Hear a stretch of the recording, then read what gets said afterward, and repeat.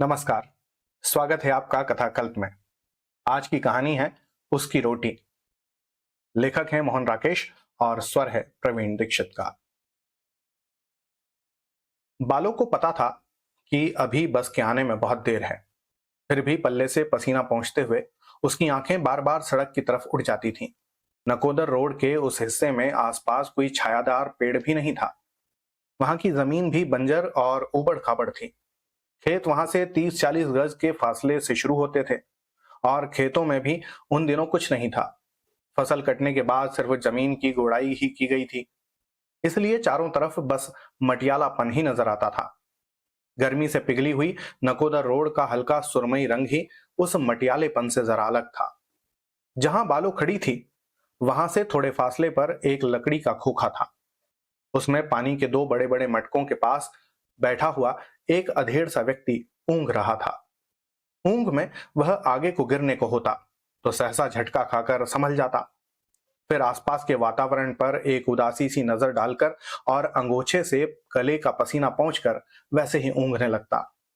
एक तरफ 2.5-3 फुट में खोखे की छाया फैली थी और एक भिखमंगा जिसकी दाढ़ी काफी बढ़ी हुई थी, खोखे से टेक लगाए ललचाई आंखों से बालों के हाथों की तरफ देख रहा था। उसके पास ही एक कुत्ता दुबक कर बैठा था और उसकी नजर भी बालों के हाथों की तरफ थी। बालों ने हाथ की रोटी को मैले आंचल में लपेट रखा था। वह उसे बदनजर से बचाए रखना चाहती थी। रोटी वह अपने पति सुच्चा सिंह ड्राइवर के लिए लाई थी, मगर देर हो जाने से सुच्चा सिंह की बस निकल गई थी और अब वह इस इंतजार में खड़ी थी कि बस नकोदर से होकर लौट आए तो वह उसे रोटी दे दे। वह जानती थी कि उसके वक्त पर न पहुंचने से सुच्चा सिंह को बहुत गुस्सा आया होगा। वैसे ही उसकी बस जालंधर से चलकर 2 बजे वहां आती थी और उसे नकोदर पहुंचकर रोटी खाने में 3-3:30 बज जाते थे। वह उसकी रात की रोटी भी उसे साथ ही दे देती थी, जो कि वह आखिरी फेरे में नकोदर पहुंचकर खाता था। 7 दिन में 6 दिन सुच्चा सिंह की ड्यूटी रहती थी और 6 दिन वही सिलसिला चलता था।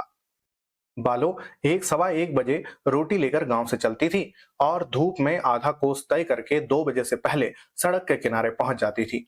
अगर कभी उसे 2-4 मिनट की देर हो जाती तो सुच्चा सिंह किसी न किसी बहाने बस को वहां रोके रखता, मगर उसके आते ही उसे डांटने लगता कि वह सरकारी नौकर है, उसके बाप का नौकर नहीं कि उसके इंतजार में बस खड़ी रखा करे। वह चुपचाप उसकी डांट सुन लेती और उसे रोटी दे देती, मगर वह आज 2-4 मिनट की नहीं, 2-2.5 घंटे की देर से आई थी, यह जानते हुए भी कि उस समय वहां पहुंचने का कोई मतलब नहीं। वह अपनी बेचैनी में घर से चल दी थी। उसे जैसे लग रहा था कि वहां जितना वक्त सड़क के किनारे इंतजार करने में बिताएगी, सुच्चा सिंह की नाराजगी उतनी ही कम हो जाएगी। यह तो निश्चित ही था कि सुच्चा सिंह ने दिन की रोटी नकोदर के किसी तंदूर में खा ली होगी, मगर उसे रात की रोटी देना जरूरी था और साथ ही वह सारी बात बताना भी जिसकी वजह से उसे देर हुई थी। वह पूरी घटना को मन ही मन दोहरा रही थी और सोच रही थी कि सुच्चा सिंह से बात किस तरह कही जाए कि उसे सब कुछ पता भी चल जाए और खामखा तेश में भी ना आए। वह जानती थी कि सुच्चा सिंह का गुस्सा बहुत खराब है और साथ ही यह भी कि जंगी से उल्टा सीधा कुछ कहा जाए तो वह बगैर गणासे के बात नहीं करता। जंगी के बारे में बहुत सी बातें सुनी जाती थी। पिछले साल वह साथ के गांव की एक महरी को भगा कर ले गया था और न जाने कहां ले जाकर बेच आया था। फिर नकोदर के पंडित जीवाराम के साथ उसका झगड़ा हुआ तो उसे उसने कत्ल करवा दिया। गांव के लोग उससे दूर दूर रहते थे, मगर उसे बिगाड़ नहीं रखते थे। मगर उस आदमी की लाख बुराइयां सुनकर भी उसने यह कभी नहीं सोचा था कि वह इतनी गिरी हुई हरकत भी कर सकता है कि 14 साल की जिन्ना को अकेली देखकर उसे छेड़ने की कोशिश करे। वह यूं भी जिंदा से तिगुनी उम्र का था और अभी साल भर पहले तक उसे बेटी बेटी कहकर बुलाया करता था, मगर आज उसकी इतनी हिम्मत पड़ गई कि उसने खेत में से आती जिंदा का हाथ पकड़ लिया। उसने जिंदा को नंती के यहां से उपले मांग लाने को भेजा था। इनका घर खेतों के एक सिरे पर था और गांव के बाकी घर दूसरे सिरे पर थे। वह आटा गूंथ कर इंतजार करती रही थी कि जिंदा उपले लेकर आए तो वह जल्दी से रोटियां सेक ले, जिससे बस के वक्त से पहले सड़क पर पहुंच जाए। मगर जिंदा आई तो उसके हाथ खाली थे और उसका चेहरा हल्दी की तरह पीला हो रहा था। जब तक जिंदा नहीं आई थी उसे उस पर गुस्सा आ रहा था, मगर उसे देखते ही उसका दिल एक अज्ञात आशंका से कांप गया। क्या हुआ है जिंदो? ऐसे क्यों हो रही है? उसने ध्यान से उसे देखते हुए पूछा। जिंदा चुपचाप उसके पास आकर बैठ गई और बाहों में सिर डालकर रोने लगी। कसम खानी, कुछ बताई कि भी? क्या बात हुई है? जिंदा कुछ नहीं बोली, सिर्फ उसके रोने की आवाज तेज हो गई। किसी ने कुछ कहा है तुझसे? उसने अब उसके सिर पर हाथ फेरते हुए पूछा। तू मुझे उपले उपले लेने मत भेजा कर। जिंदा रोने के बीच उखड़ी उखड़ी आवाज में बोली। मैं आज से घर से बाहर नहीं जाऊंगी। मुआ जंगी आज मुझसे कहता था। और गला रुंध जाने से वह आगे कुछ नहीं कह सकी। क्या कहता था जंगी तुझसे? बता, बोल। वह जैसे एक बोझ के नीचे दबकर बोली। कसम खानी, अब बोलती क्यों नहीं? वह कहता था। जिंदा सिसकती रही। चल जिंदा, अंदर चलकर शराब पी ले। आज तू बहुत सोहनी लग रही है। मुआ कमजात, वह सहसा उबल पड़ी। मुए को अपनी मां रंडी नहीं सोहनी लगती? मुए की नजर में कीड़े पड़े। निपूते तेरे घर में लड़की होती तो इससे बड़ी होती। तेरे दीदे फटने। फिर तूने क्या कहा? मैंने कहा चाचा मुझे प्यास नहीं है। जिंदा कुछ संभलने लगी। फिर कहने लगा प्यास नहीं है तो भी एक घुट पी लेना। चाचा का शरबत पिएगी तो याद करेगी। और और मेरी बाह पकड़कर खींचने लगा। अरे मौत मरे, तेरा कुछ न रहे। तेरे घर में आग लगे, आने दे सुच्चा सिंह को। मैं तेरी बोटी बोटी ना नुचवाऊं तो कहना जल मरे, तू सोया सो ही जाए। हाँ फिर? मैं बाह छुड़ाने लगी तो मुझे मिठाई का लालच देने लगा। मेरे हाथ से उपले वहीं गिर गए। मैंने उन्हें वैसे ही पड़े रहने दिया और बाह छुड़ाकर भाग आई। उसने ध्यान से जिंदा को सिर से पैर तक देखा और फिर अपने साथ सटा लिया। और तो नहीं कुछ कहा उसने? जब मैं थोड़ी दूर निकल आई तो पीछे से ही करके बोला, बेटी तू बुरा तो नहीं मान गई? अपने उपले तो उठाकर ले जा। मैं तो तेरे साथ हंसी कर रहा था। तो इतना भी नहीं समझती? चल आ, इधर नहीं आती तो मैं आज तेरे घर आकर तेरी बहन से शिकायत करूंगा कि जिंदा बहुत गुस्ताख हो गई है, कहा नहीं मानती। मगर मैंने उसे जवाब नहीं दिया, न मुड़कर उसकी तरफ देखा, सीधी घर चली आई। अच्छा किया, मैं मुंह की हड्डी पसली एक करा कर छोड़ूंगी। तू आने दे सुच्चा सिंह को, मैं अभी जाकर उससे बात करूंगी। इसे यह नहीं पता कि जिंदा सुच्चा सिंह ड्राइवर की साली है। जरा सोच समझ कर हाथ लगाऊं। फिर कुछ सोचकर उसने पूछा, वहां तुझे किसी और ने तो नहीं देखा? नहीं, खेतों के इस तरफ आम के पेड़ के नीचे राधू चाचा बैठा था। उसने देखकर पूछा कि बेटी इस वक्त धूप में कहां से आ रही है? तो मैंने कहा कि बहन के पेट में दर्द था, हकीम जी से चूरन लाने गई थी। अच्छा किया, मुआ जंगी तो शोहदा है, उसके साथ अपना नाम जुड़ जाए तो अपनी ही इज्जत जाएगी। उसको सिर जले का क्या जाना है, लोगों को तो करने के लिए बात चाहिए। उसके बाद उपले लाकर खाना बनाने में उसे काफी देर हो गई। जिस वक्त उसने कटोरे में आलू की तरकारी और आम का अचार रखकर उसे रोटियों के साथ खद्दर के टुकड़े में लपेटा, उसे पता था कि 2 कप के बच चुके हैं और वह दोपहर की रोटी सुच्चा सिंह को नहीं पहुंचा सकती। इसलिए वह रोटी रखकर इधर उधर के काम करने लगी। मगर जब बिल्कुल खाली हो गई तो उससे यह नहीं हुआ कि बस के अंदाजे से घर से निकले। मुश्किल से 3:30-4 ही बजे थे कि वह चलने के लिए तैयार हो गई। बहन, तू कब तक आएगी? जिंदा ने पूछा। दिन ढलने से पहले ही आ जाऊंगी। जल्दी आ जाना, मुझे अकेले डर लगेगा। डरने की क्या बात है? वह दिखावटी साहस के साथ बोली। किसकी हिम्मत है जो तेरी तरफ आंख उठाकर भी देख सके? सुच्चा सिंह को पता लगेगा तो वह उसे कच्चा ही नहीं चबाया जाएगा। वैसे मुझे ज्यादा देर नहीं लगेगी, सांझ से पहले ही घर पहुंच जाऊंगी। तो ऐसा करना कि अंदर से सांकल लगा लेना, समझी? कोई दरवाजा खटखटाए तो पहले नाम पूछ लेना। फिर उसने जरा धीमे स्वर में कहा, और अगर जंगी आ जाए और मेरे लिए कुछ पूछे कि कहाँ गई है तो कहना कि सुच्चा सिंह को बुलाने गई है, समझी? पर नहीं तो उससे कुछ नहीं कहना, अंदर से जवाब ही मत देना, समझी?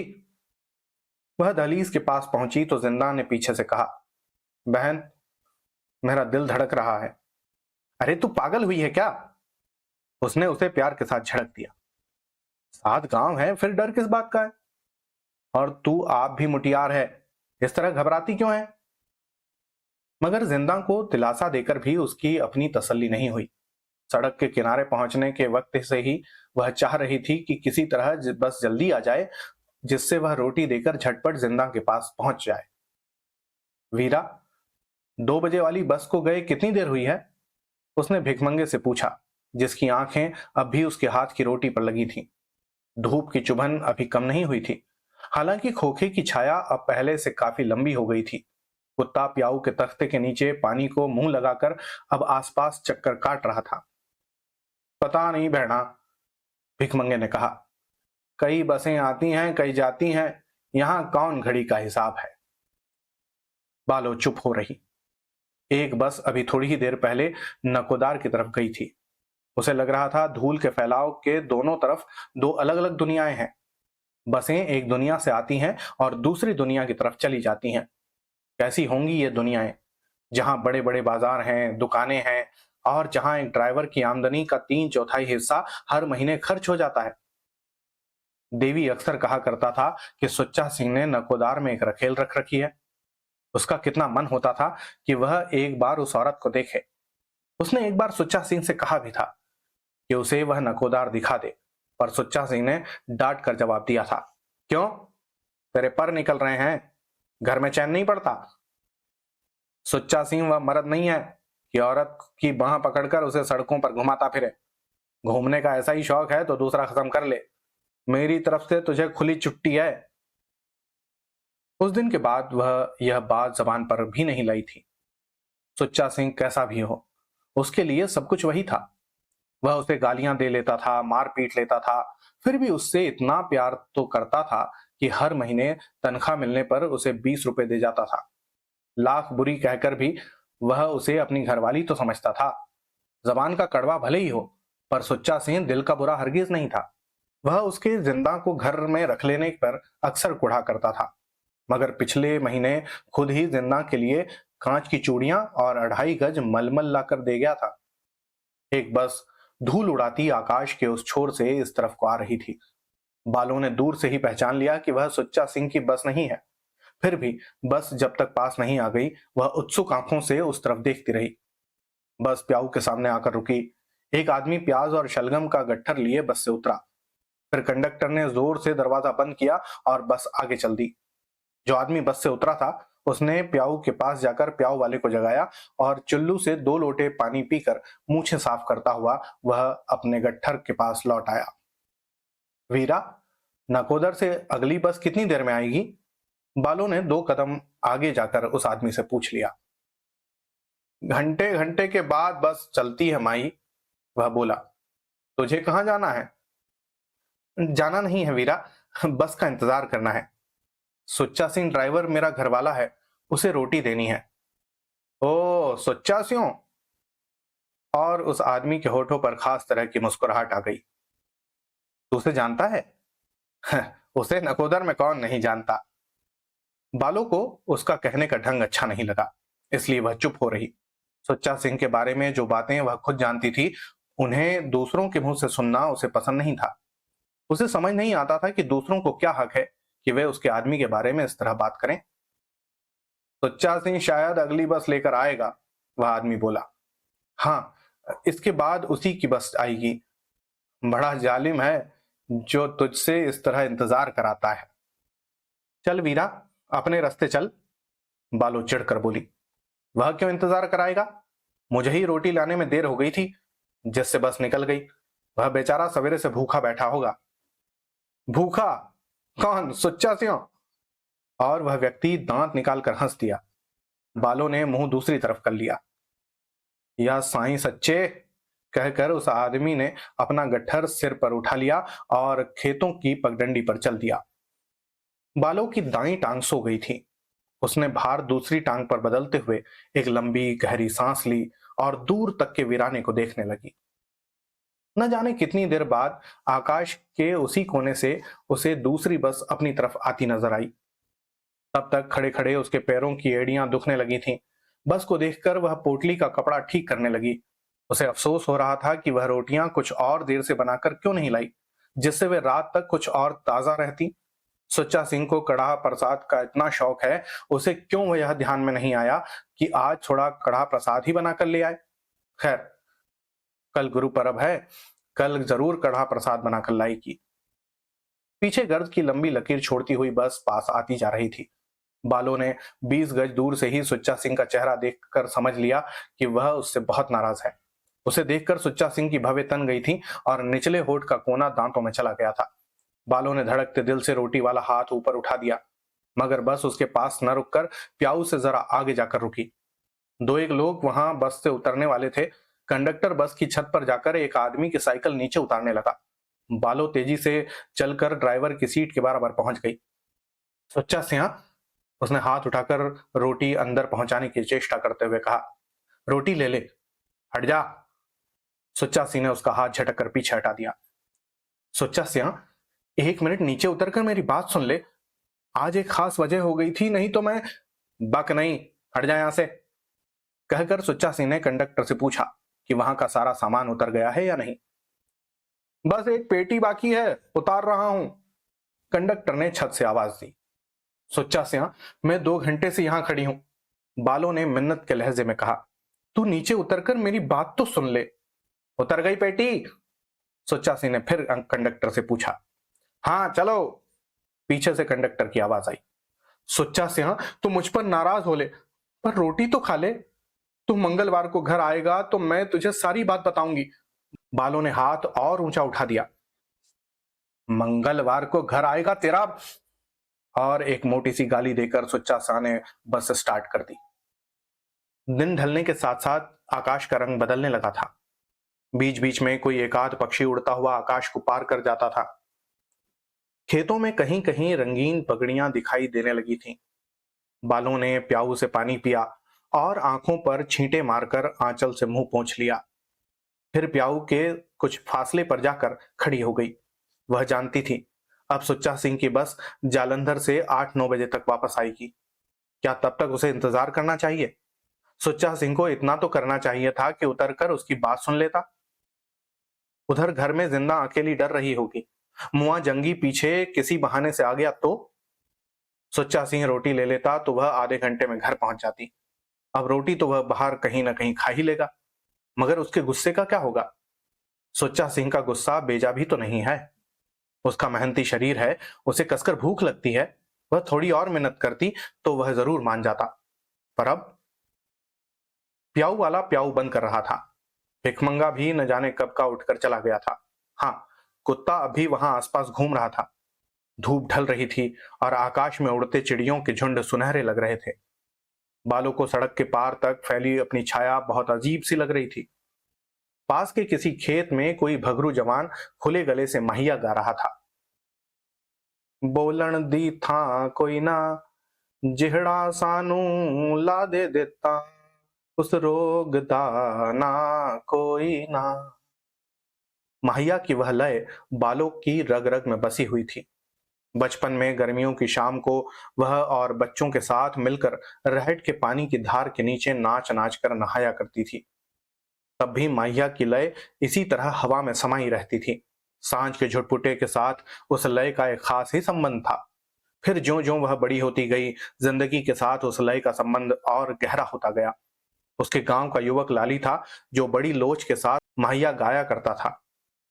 उसने कितनी बार उसे गांव के बाहर पीपल के नीचे कान पर हाथ रखकर गाते सुना था। पुष्पा और पारो के साथ वह देर देर तक उस पीपल के पास खड़ी रहती थी। फिर एक दिन आया जब उसकी मां कहने लगी कि वह अब बड़ी हो गई है, उसे इस तरह देर देर तक पीपल के पास नहीं खड़ा रहना चाहिए। उन्हीं दिनों उसकी सगाई की भी चर्चा होने लगी। जिस दिन सुच्चा सिंह के साथ उसकी सगाई हुई, उस दिन पारो आधी रात तक ढोलक पर गीत गाती रही थी। गाते गाते पारो का गला रह गया था, फिर भी वह ढोलक छोड़ने के बाद उसे बाहों में लिए गाती रही थी। बीबी चन्नन दे ओहले ओहले क्यों खड़ी, नी लाडो क्यों खड़ी, मैं ता खड़ी सा बाबल जी दे पार, मैं कनिया कंवार बाबल वर लोड़िए, नी जाइए इहो जी हाल वह लीजिए, ज्यों तारियां विचों चंद, चंदा विचों नंद, नंदा विचों कान कन्हैया वर लीडिये। वह नहीं जानती थी कि उसका वर कौन है, कैसा है। फिर भी उसका मन कहता था कि उसके वर की सूरत शक्ल ठीक वैसी ही होगी जैसी कि गीत की कड़ियां सुनकर सामने आती हैं। सुहागरात को जब सुच्चा सिंह ने उसके चेहरे से घूंघट हटाया तो उसे देखकर लगा कि वह सचमुच बिल्कुल वैसा ही कान कन्हैया वर पा गई है।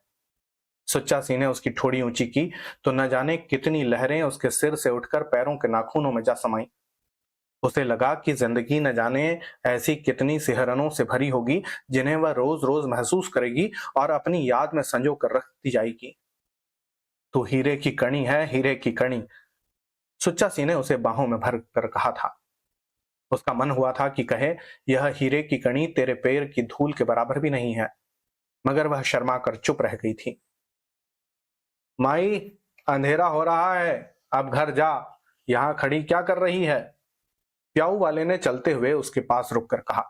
अब वीरा, यह बस 8-9 बजे तक जलंधर से लौट कर आएगी ना? बालों ने दयनीय भाव से उससे पूछ लिया। क्या पता कब तक आए, तू उतनी देर यहां खड़ी रहेगी? वीरा, उसको रोटी जो देनी है, उसे रोटी लेनी होती तो लेना लेता, उसका तो दिमाग ही आसमान पर चढ़ा रहता है। वीरा, मर्द कभी नाराज हो ही जाता है, इसमें क्या ऐसी बात है?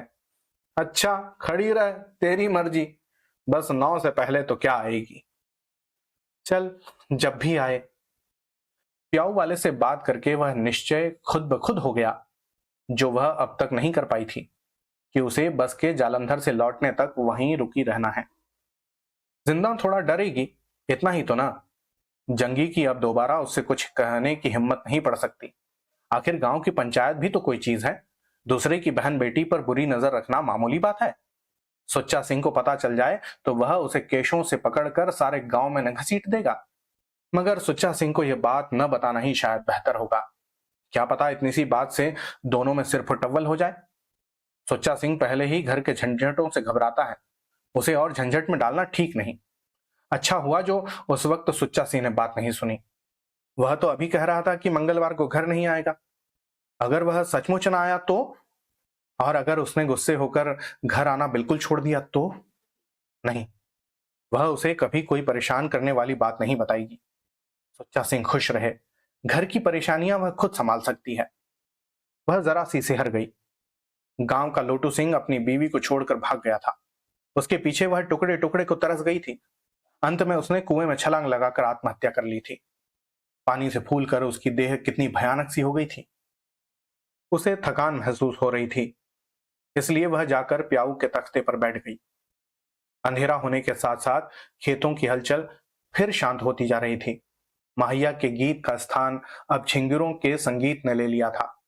एक बस जालंधर की तरफ से और एक नकोदर की तरफ से आकर निकल गई। सुच्चा सिंह जालंधर से आखिरी बस लेकर आता था। उसने पिछली बस के ड्राइवर से पता कर लिया था कि अब जालंधर से एक ही बस आनी रहती है। अब जिस बस की बत्तियां दिखाई देंगी वह सुच्चा सिंह की ही बस होगी। थकान के मारे उसकी आंखें मूंदी जा रही थीं। वह बार बार कोशिश से आंखें खोलकर उन्हें दूर तक के अंधेरे और उन काली छायाओं पर केंद्रित करती जो धीरे धीरे गहरी होती जा रही थी। जरा सी भी आवाज होती तो उसे लगता कि बस आ रही है और वह सतर्क हो जाती, मगर बत्तियों की रोशनी न दिखाई देने से एक ठंडी सांस भर फिर से निढाल हो रहती। दो एक बार मुंदी हुई आंखों से जैसे बस की बत्तियां अपनी ओर आती देखकर वह चौंक गई, मगर बस नहीं आ रही थी। फिर उसे लगने लगा कि वह घर में है और कोई जोर जोर से घर के किवाड़ खटखटा रहा है। जिंदा अंदर सहम कर बैठी है, उसका चेहरा हल्दी की तरह पीला हो रहा है। रहट के बेल लगातार घूम रहे हैं। उनकी घंटियों की ताल के साथ पीपल के नीचे बैठा एक युवक कान पर हाथ रखे माहिया गा रहा है। जोर की धूल उड़ रही है जो धरती और आकाश की हर चीज को ढके ले रही है। वह अपनी रोटी वाली पोटली को संभालने की कोशिश कर रही है, मगर वह उसके हाथ से निकलती जा रही है। प्याऊ पर सूखे मटके रखे हैं जिनमें एक बूंद भी पानी नहीं है। वह बार बार लोटा मटके में डालती है और उसे खाली पाकर निराश हो जाती है। उसके पैरों में बेवाइयां फूट रही हैं। वह हाथ की उंगली से उन पर तेल लगा रही है, मगर लगाते लगाते ही तेल सूखता जाता है। जिंदा अपने खुले बाल घुटनों पर डाले रो रही है। कह रही है, तू मुझे छोड़कर क्यों गई थी? क्यों गई थी मुझे छोड़कर? हाय, मेरा परांदा कहाँ गया? मेरा परांदा किसने ले लिया? सहसा कंधे पर हाथ के छूने से वह चौंक गई। सुच्चा सिंह, उसने जल्दी से आंखों को मल लिया। तो अब तक घर नहीं गई? सुच्चा सिंह तख्ते पर उसके पास ही बैठ गया। बस ठीक प्याऊ के सामने खड़ी थी। उस वक्त उसमें एक सवारी नहीं थी। कंडक्टर पीछे की सीट पर ऊँघ रहा था। मैंने सोचा रोटी देकर ही जाऊंगी, बैठे बैठे झपकी आ गई। तुझे आए बहुत देर तो नहीं हुई? नहीं, अभी बस खड़ी की है। मैंने तुझे दूर से ही देख लिया था। तू इतनी पागल है कि मैं तब से अब तक रोटी देने के लिए यहाँ बैठी हुई है। क्या करती? तू जो कह गया था कि मैं घर नहीं आऊंगा। और उसने पलकें झपक कर अपने उमड़ते आंसुओं को सुखा देने की चेष्टा की। अच्छा ला, दे रोटी और घर जा। जिंदा वहां अकेली डर रही होगी। सुच्चा सिंह ने उसकी बांह थपथपा दी और उठ खड़ा हुआ। रोटी वाला कटोरा उससे लेकर सुच्चा सिंह उसकी पीठ पर हाथ रखे हुए उसे बस के पास तक ले गया। फिर वह उचक कर अपनी सीट पर बैठ गया। बस स्टार्ट करने लगा तो वह जैसे डरते डरते बोली, सुच्चा सिंह, तू मंगल को घर आएगा ना? हाँ, आऊंगा। तुझे शहर से कुछ मंगवाना हो तो बता दे। नहीं, मुझे मंगवाना कुछ नहीं है। बस घर घर आने लगी तो वह 2 कदम पीछे हट गई। सुच्चा सिंह ने अपनी दाढ़ी मूछ पर हाथ फेरा और डकार लिया और उसकी तरफ देखकर पूछ लिया, तो उस वक्त क्या बताना चाहती थी? नहीं, ऐसी कोई खास बात नहीं थी। मंगल को घर आएगा ही। अच्छा, अब जल्दी से चली जा, देर न कर। 1 मील बाट है। सुच्चा सिंह, कल गुरु पर्व है। कल मैं तेरे लिए कढ़ा प्रसाद बना कर लाऊंगी। अच्छा अच्छा। बस चल दी। बालों पहियों की धूल में घिर गई। धूल साफ होने पर उसने पल्ले से आंखें पोंछ ली और तब तक बस के पीछे की लाल बत्ती को देखती रही जब तक वह आंखों से ओझल नहीं हो गई। और इसी के साथ पूरी होती है आज की कहानी। होती है अगली कहानी में फिर मुलाकात। तब तक के लिए धन्यवाद और जय हिंद।